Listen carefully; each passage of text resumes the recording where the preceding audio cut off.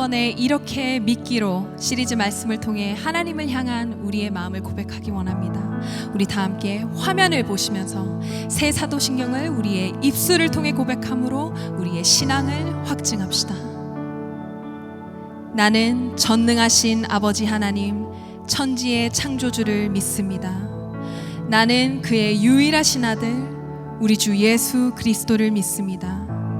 그는 성령으로 잉태되어 동정녀 마리아에게 나시고 본디오 빌라도에게 고난을 받아 십자가에 못 박혀 죽으시고 장사된 지 사흘 만에 죽은 자 가운데서 다시 살아나셨으며 하늘에 오르시어 전능하신 아버지 하나님 우편에 앉아 계시다가 거기로부터 살아있는 자와 죽은 자를 심판하러 오십니다. 나는 성령을 믿으며 거룩한 공교회와 성도의 교제와 죄를 용서받는 것과 몸의 부활과 영생을 믿습니다. 아멘. 오늘 우리에게 주시는 하나님의 말씀은 로마서 8장 15절, 요한복음 1장 12절입니다. 로마서 8장 15절, 요한복음 1장 12절입니다.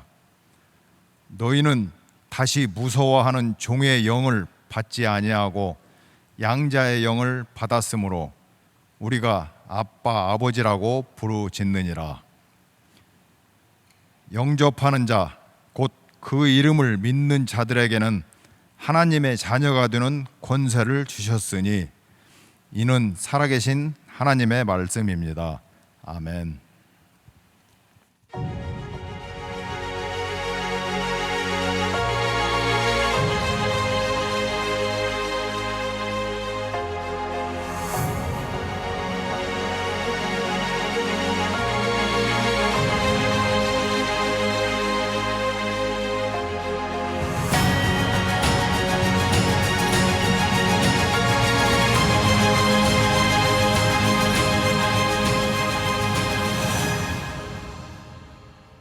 자, 오늘부터 사도신경 말씀을 가지고 9번 말씀을 쪼갭니다. 오늘 첫 번째 주제는 나는 하나님을 믿습니다.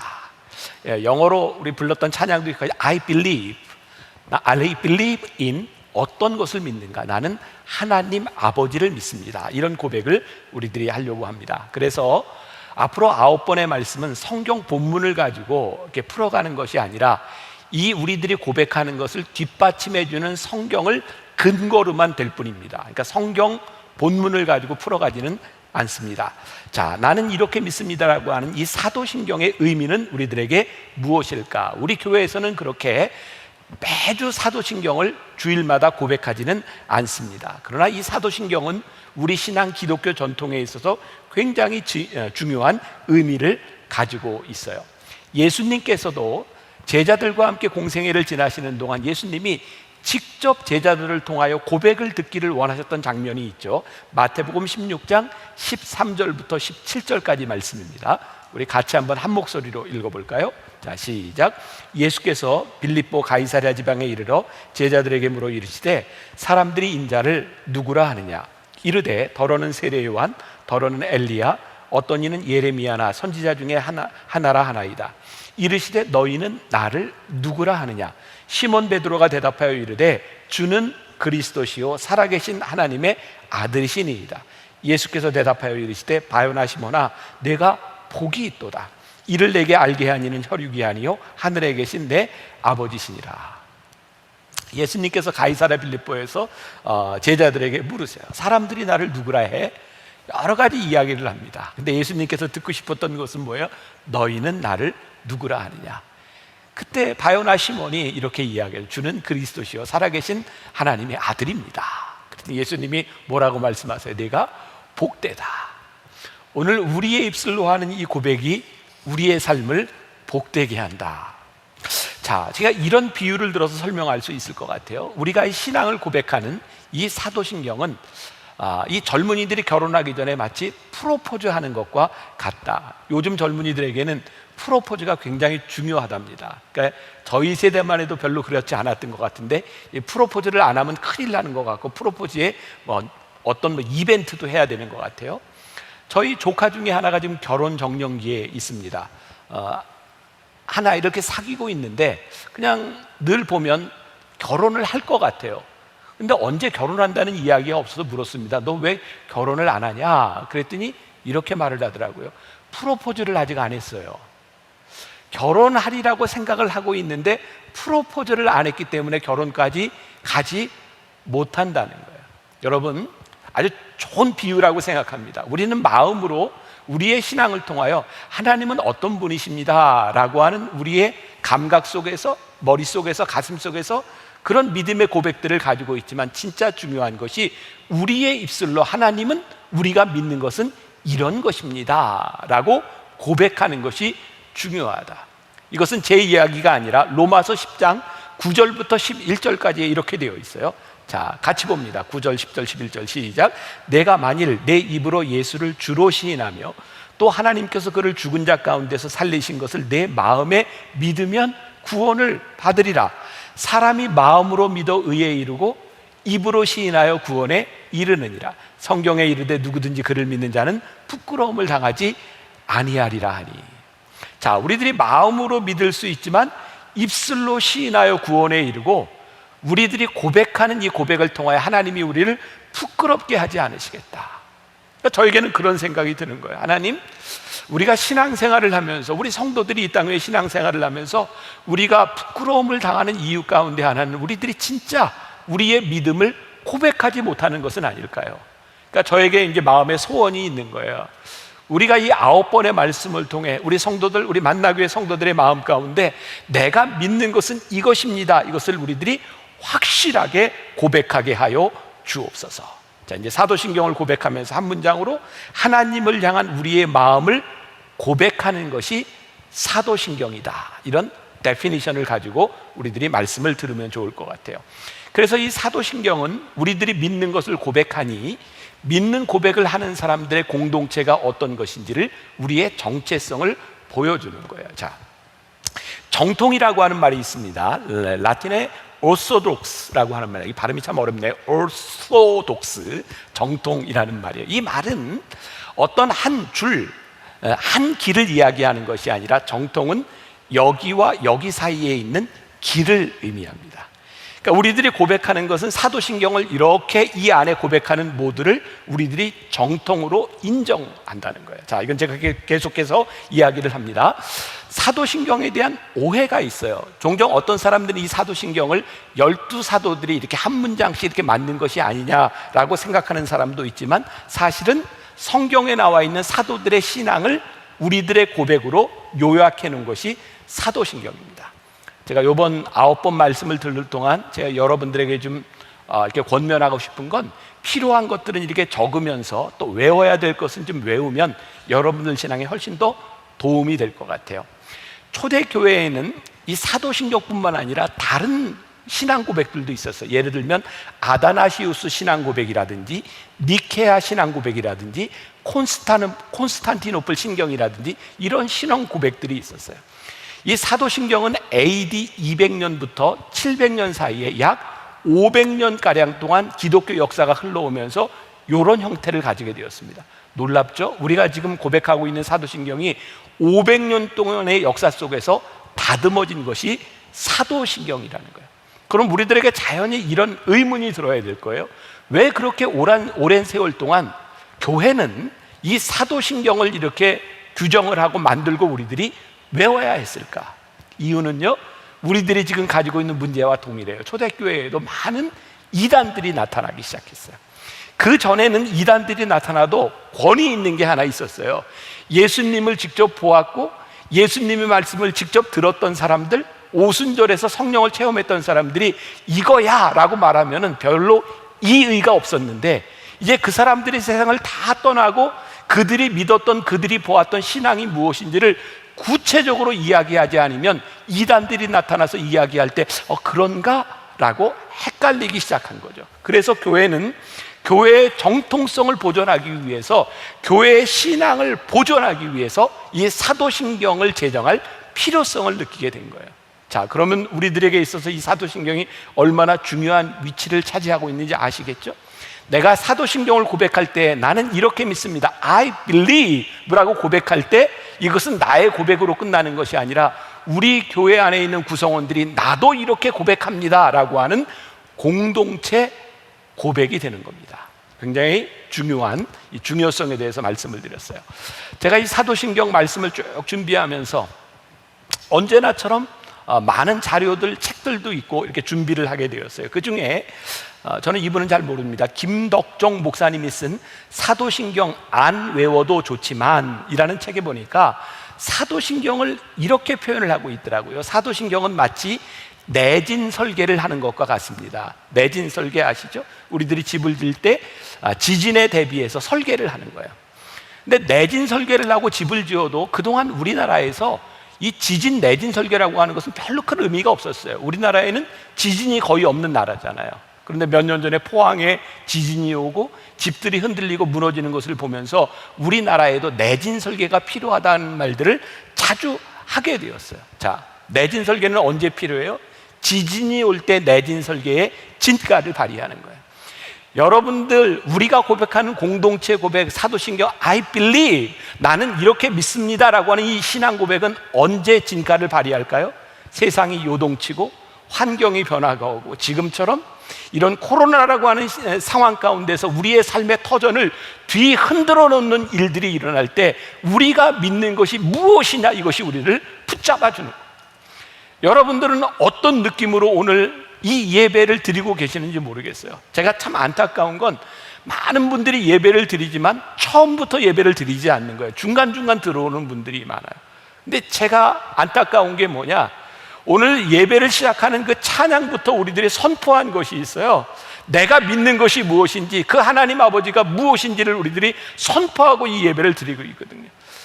저는 오늘 찬양을 하는 중에 위대하신 주, 위대하신 주, 이 찬양을 하는데 마음이 뜨거워지는 거예요. 그래, 우리가 믿는 하나님이 위대하시지, 우리가 믿는 하나님이 위대하시지. 그래서 제가 오늘 예배를 시작하기 전에 잠깐 채팅창에 그런 글을 썼어요. 하나님, 오늘 찬양하는 우리 성도들 가운데 위대하신 하나님의 능력이 임하게 하여 주옵소서. 두려워서 떠는 자가 있습니까? 우리의 인생에 터전이 흔들리고 있습니까? 나는 전능하신 하나님 아버지를 믿습니다. 이 고백이 우리를 붙들어 줄 수 있기를 간절히 소원합니다. 우리는 왜 이 신앙 고백을 매번 반복해야 될까요? 이 신조라고 하는 말이, 이것도 여러분들이 기억하면 좋을 것 같아요. 라틴어로 크레도라는 말입니다. 교회 안에서 많이 쓰이는 말입니다. 크레도, 신조, 신경이라는 말이에요. 사도신경, 크레도, I believe, 나는 이렇게 믿는다는 거예요. 여러분, 성경이 이렇게 구성이 되어 있죠. 구약 39권, 신약 27권, 도합 66권, 여기까지는 다 거의 다 알아요. 그런데 이 66권이 몇 장으로 되어 있습니까? 하면 이제 여기서부터 많이 좀 힘들어져요. 1189장으로 되어 있어요.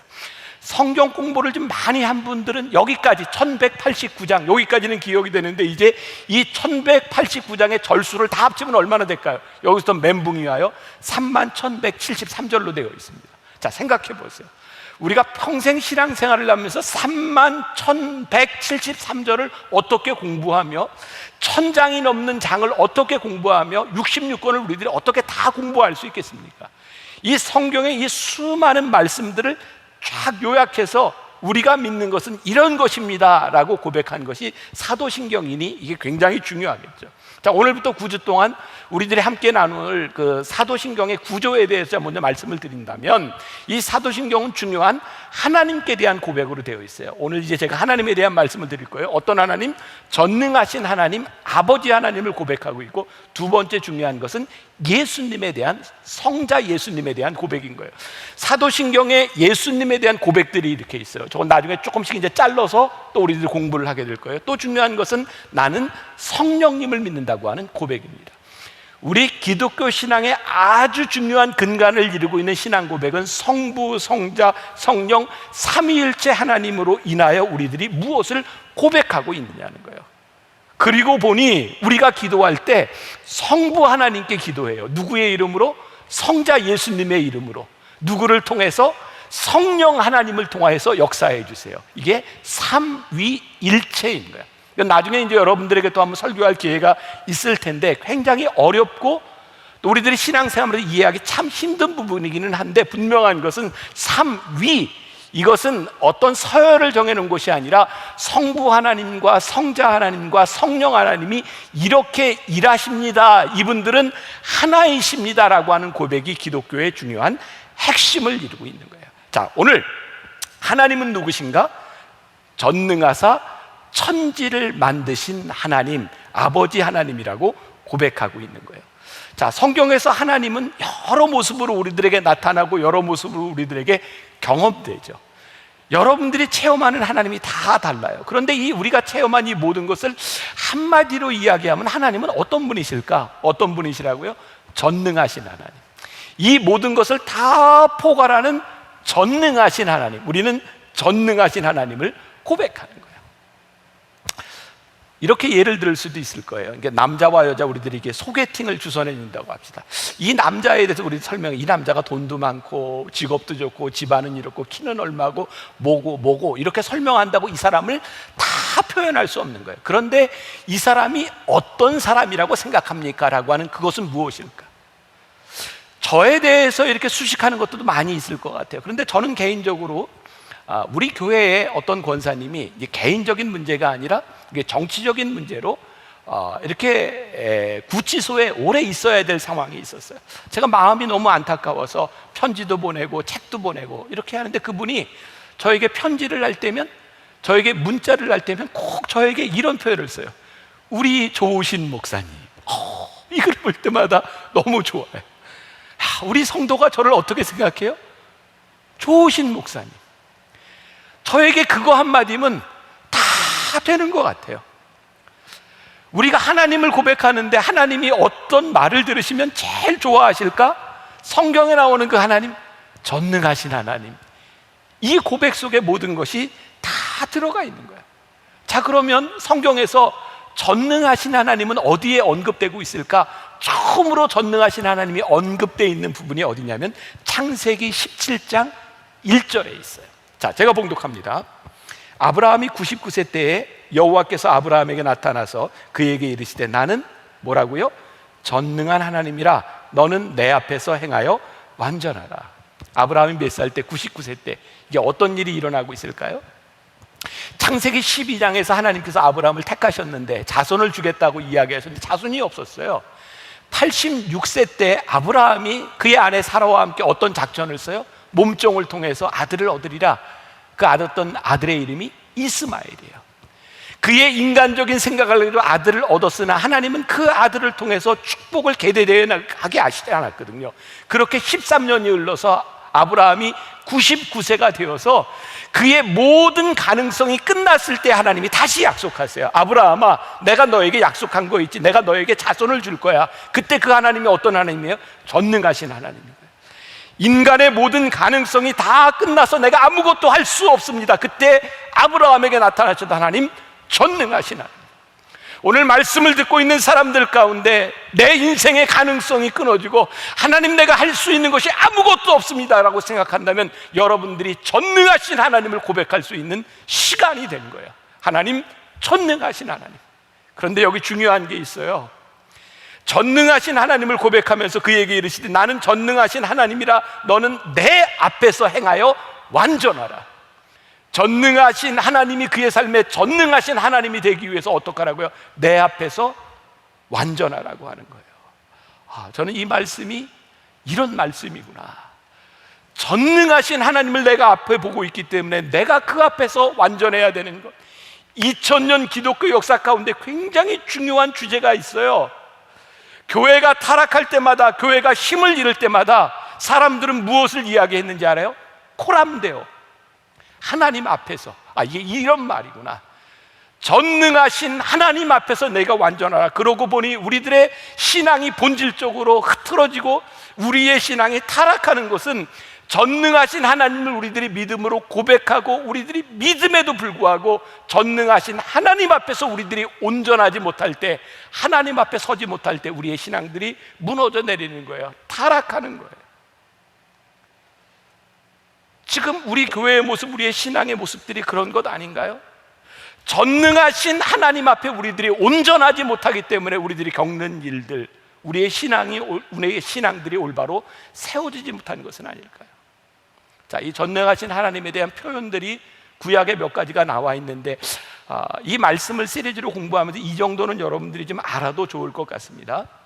구약에 나오는 하나님에 대한 이름 중 가장 많이 나오는 게 엘로힘이라고 하는 이름입니다.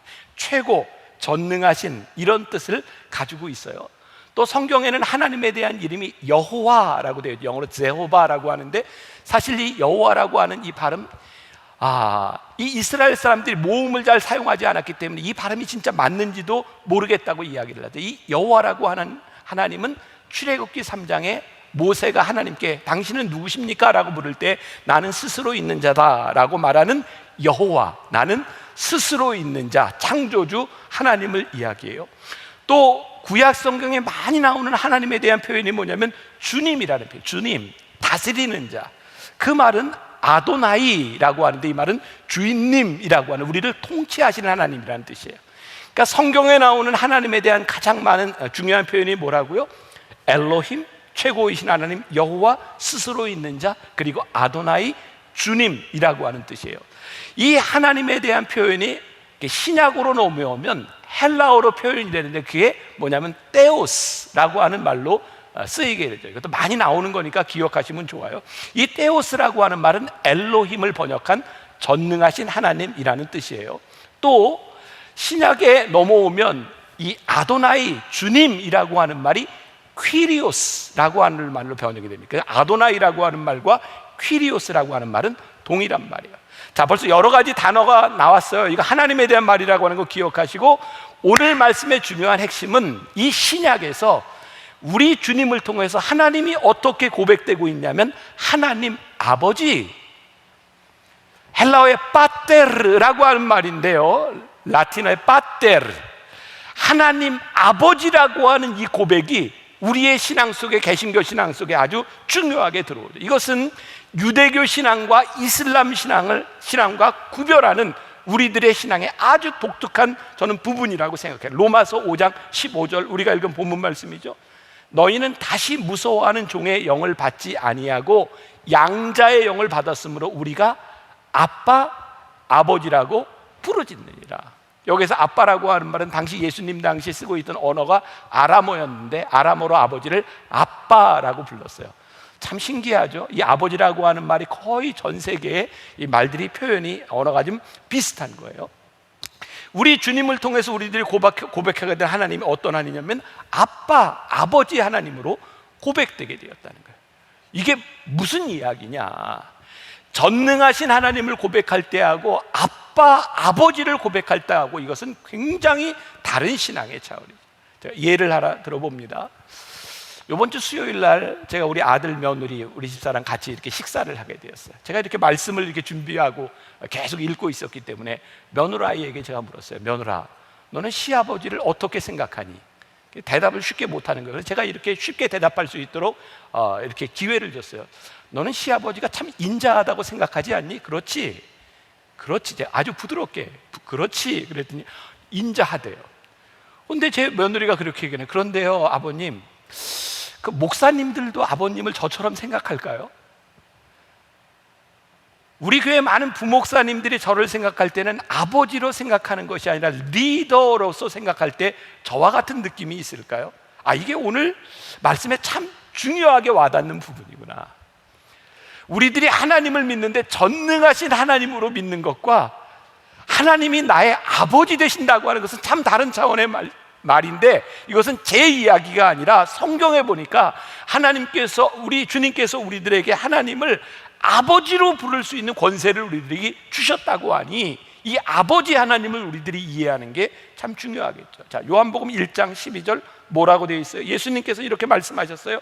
영접하는 자, 곧 그 이름을 믿는 자들에게는 하나님의 자녀가 되는 권세를 주셨으니. 이게 어떤 권세예요?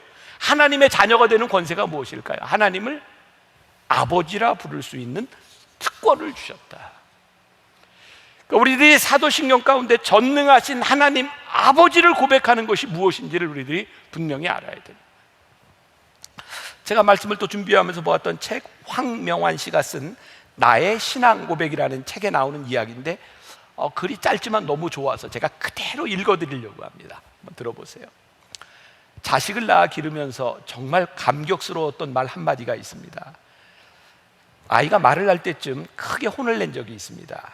아이에게 야단을 치고 저리 가!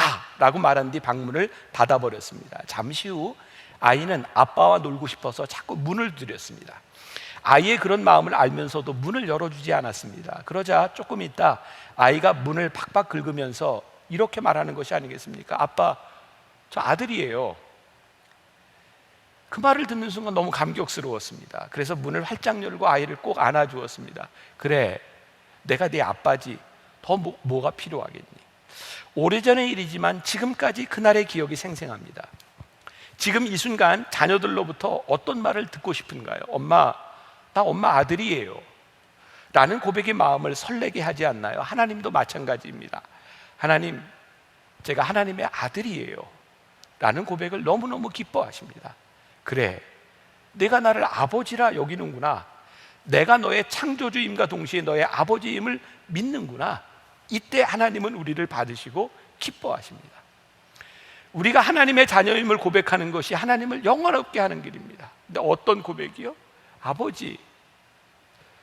오늘 말씀을 듣고 있는 우리들이 하나님이 우리들의 고백 중에 제일 기뻐하실 일이 아버지, 저 아들이에요.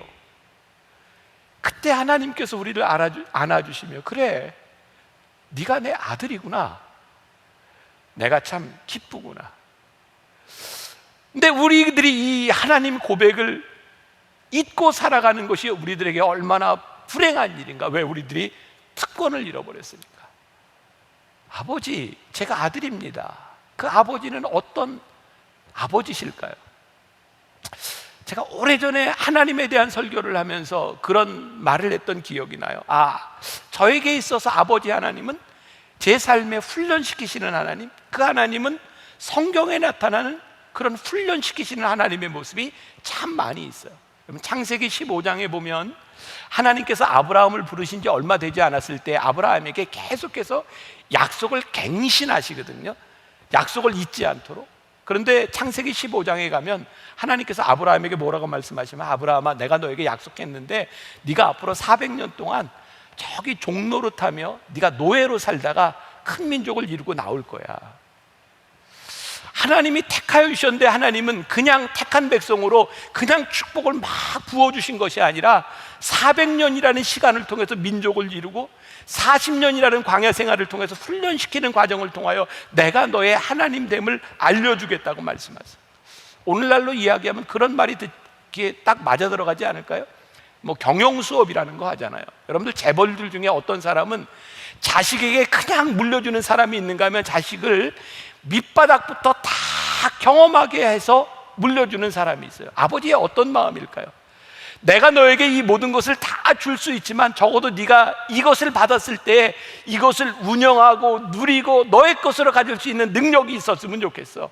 그러니까 성경에 보면 하나님께서 우리를 훈련시키고 우리를 고정시키시고 우리를 성장시키시는 하나님의 모습이 우리들에게 들어올 때, 그분 하나님 아버지가 나를 훈련시키신다고 느끼실 때, 우리의 삶의 광야와 종노릇하는 시기들을 들어갈 때 우리는 그때에도 하나님의 손길을 우리들이 경험할 수 있는데, 우리들이 그건 모르니까, 우리를 훈련시키시는 하나님을 알지 못하니까 때때로 서운하고 우리들이 쉽게 하나님을 떠날 때가 있는 거예요. 제가 이 문장을 영어로 그대로 좀 옮겨달라고 했는데 언젠가도 제가 너무 좋아서 한번 인용했던 문장이에요. Don't pray for an easy life, but pray to be a strong man. 우리들이 하나님께 기도할 때 쉽게 살아가게 해달라고 기도하지 말고, 하나님 나를 강하게 만들어 주세요 라고 그렇게 기도하라는 거예요. 어제가 청년의 1회 청년의 날이었다 그러더라고요. 신문에 보니까 공정 불공정 이런 얘기가 참 많이 나오더라고요. 요즘 젊은이들이 제일 힘들어하는 게 불공정하다는 거예요. 좋은 엄마, 좋은 아빠 만나서 이렇게 좋은 거 누리는 거, 그 불공정하게 생각한다는 거예요. 노블리스 오블리제. 우리들이 고귀함을 가졌으면 거기에 대한 의무가 있어야 되는데 그거 하지 못한다는 거예요.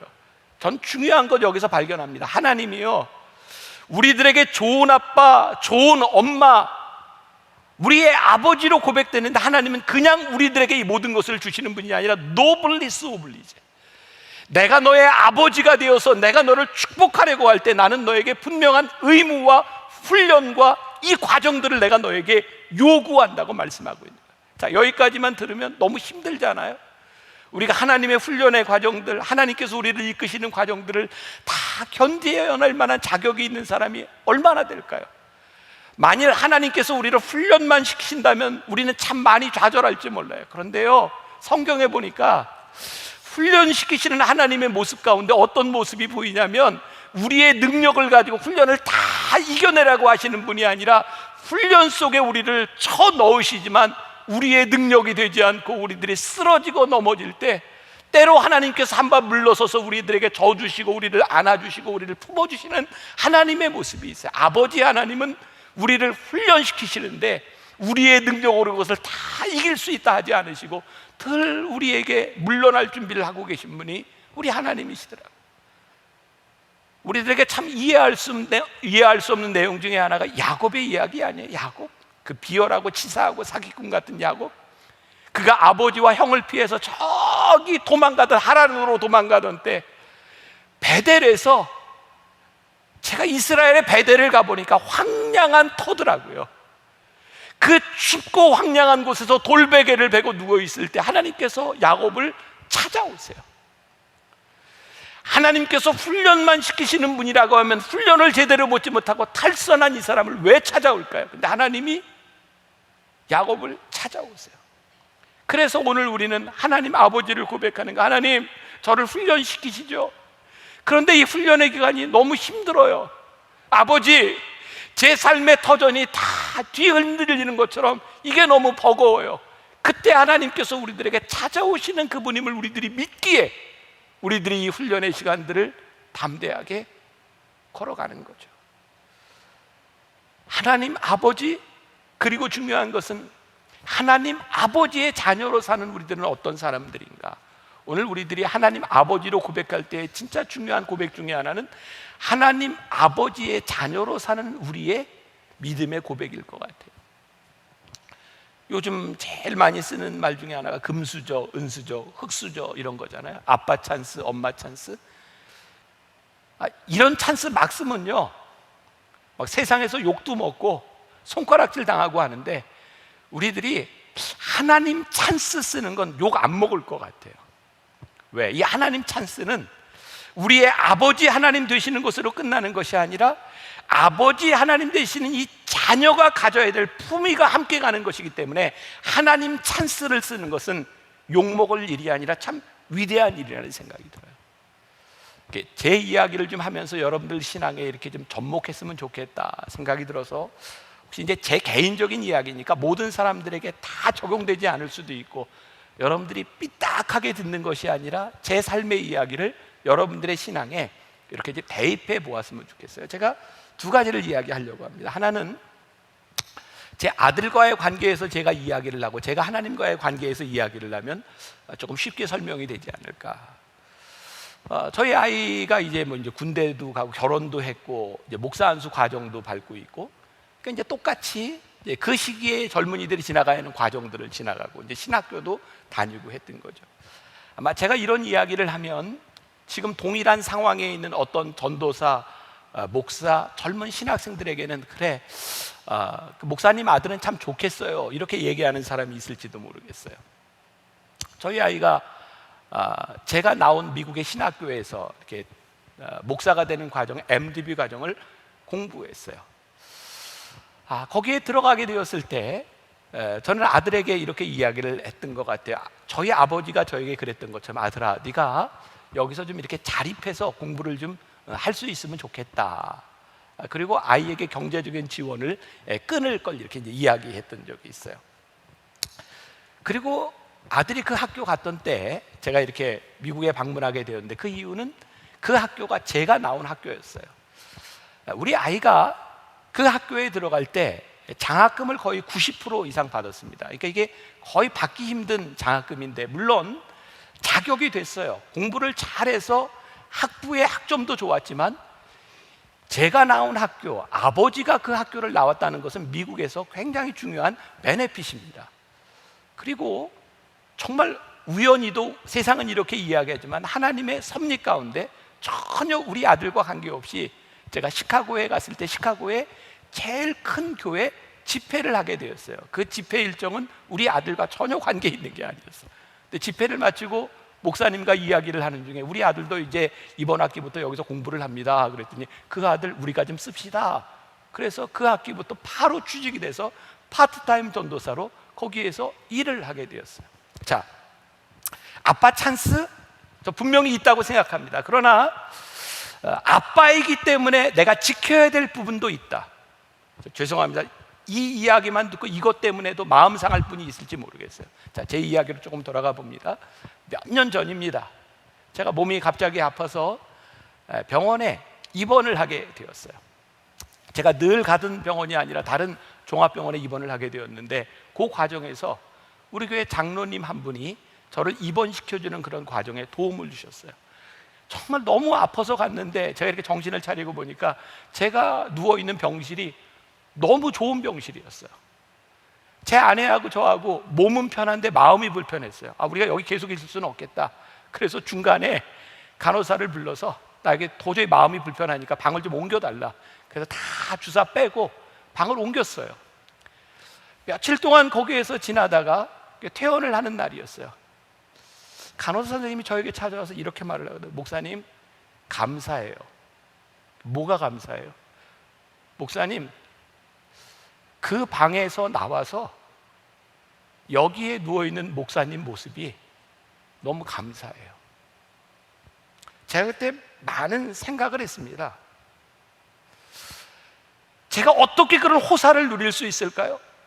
제가 목사가 아니었다면, 우리 교회 그런 장로님이 아니었다면 제가 그렇게 호사를 누릴 수 있을까요? 그런데 하나님이 저에게 주시는 것이 있어요. 네가 누릴 수 있는 마땅한 호사에 대한 부분이 아니라 네가 내 아들이기 때문에 내 아들로서 목사로서 이렇게 살아가면 좋겠다는 모습이 있는 거예요. 자, 제가 이 말은 여러분들 모두에게 적용되거나 이런 것이 아니라 그 순간 제가 하나님 앞에서 생각했던 부분이라는 것을 분명히 말씀드려요. 누군가를 불편하게 하려고 하는 이야기가 아니에요.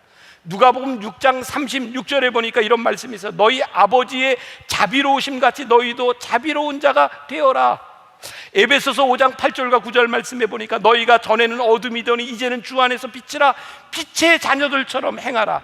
빛의 열매는 모든 착함과 의로움과 진실함에 있느니라.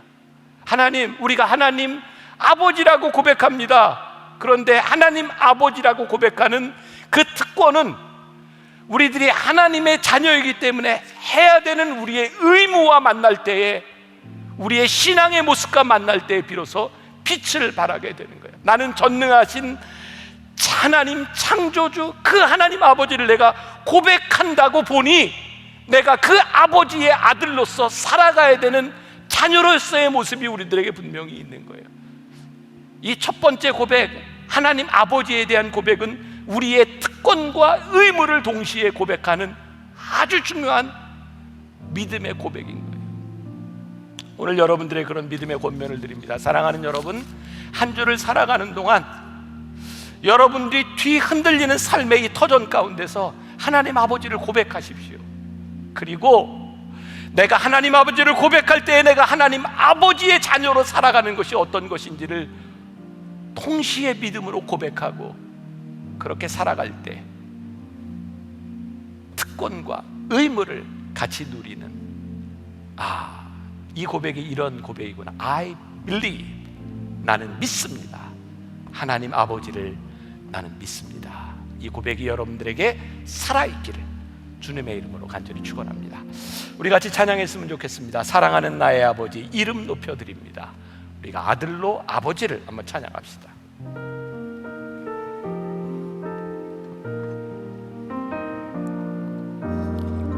사랑하는 나의 아버지, 이름 높여드립니다.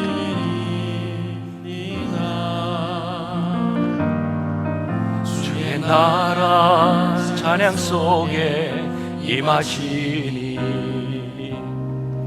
능력에 주께 주께 찬송하네.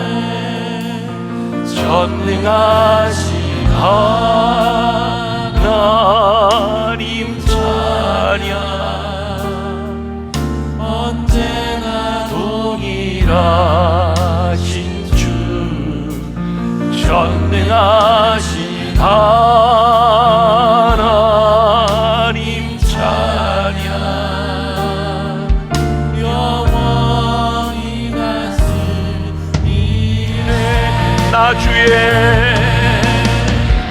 나 주의 이름 높이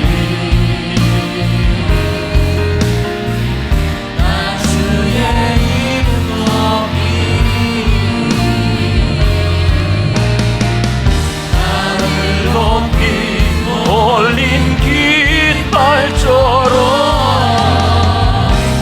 주의 이름 높이.